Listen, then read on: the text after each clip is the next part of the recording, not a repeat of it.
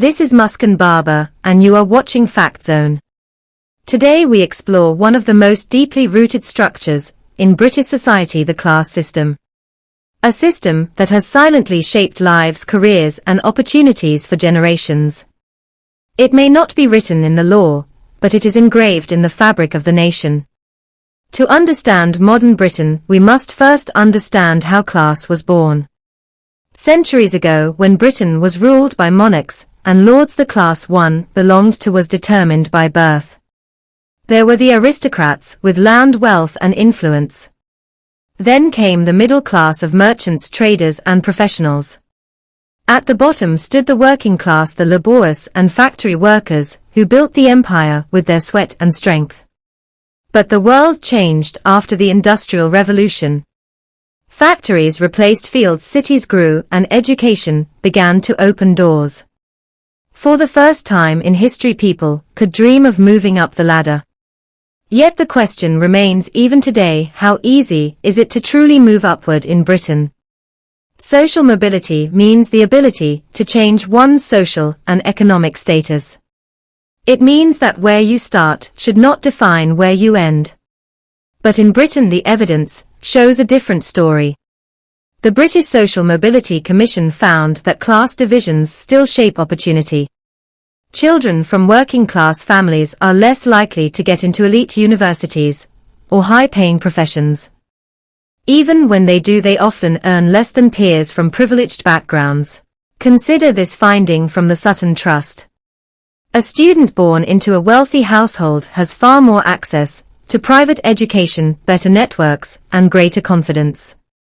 While a student from a low-income family may work just as hard yet face barriers invisible but powerful. This gap starts early at school and grows wider through college and into the workplace. One shocking reality is how accents reveal class. In Britain, your voice can open doors or close them. Research by Oxford University shows that people with working-class accents are judged less competent and less suitable for professional roles. Even in modern Britain, the way you speak can limit your chances before you even say what you know. Then comes the housing divide. Property ownership has become a symbol of class. In London and the South, those who inherit homes often rise faster financially, while renters spend half their income on housing, unable to save or invest. This keeps wealth in the same families for generations and blocks upward movement for others. Jobs and professions also remain divided.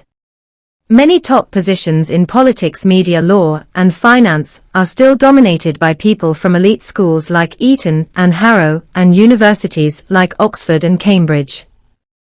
Reports from the UK Parliament show that nearly 2/3 of senior judges and half of senior civil servants were privately educated.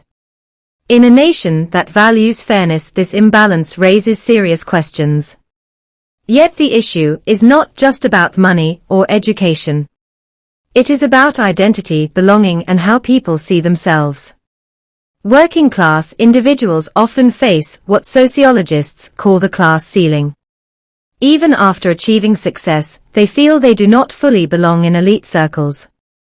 They change the way they speak, dress, or behave to fit in. But deep down, they know they are outsiders in a world built for someone else. There are also stories of resilience and success that inspire. People like footballer Marcus Rashford, who rose from a working-class background to national hero using his platform to fight child hunger. Or authors like J.K. Rowling, who went from living on welfare to becoming one of the world's most famous writers. These stories remind us that while the class system is powerful, it is not unbreakable. But these examples are rare exceptions rather than the rule.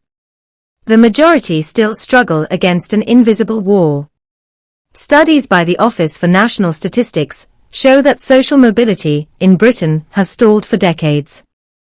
In fact, a child born into a low-income family in the 1980s has almost the same chance of staying poor as one born in the 1950s.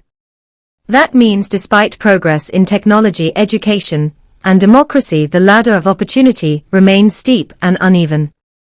Let us talk about modern workplaces. Many companies claim to promote diversity and inclusion. But behind the slogans lies a different picture. A report by Deloitte and the Social Mobility Foundation revealed that employees from working-class backgrounds are paid on average £6,000 less per year than their colleagues from higher social classes doing the same job. This class pay gap exists even after adjusting for education, experience and performance. And when it comes to politics, representation tells another story. The majority of members of parliament come from affluent or professional backgrounds. Few understand the daily struggles of the working class. Policies often reflect the priorities of the privileged, not the needs of the many. This gap between leaders and ordinary citizens deepens mistrust in government.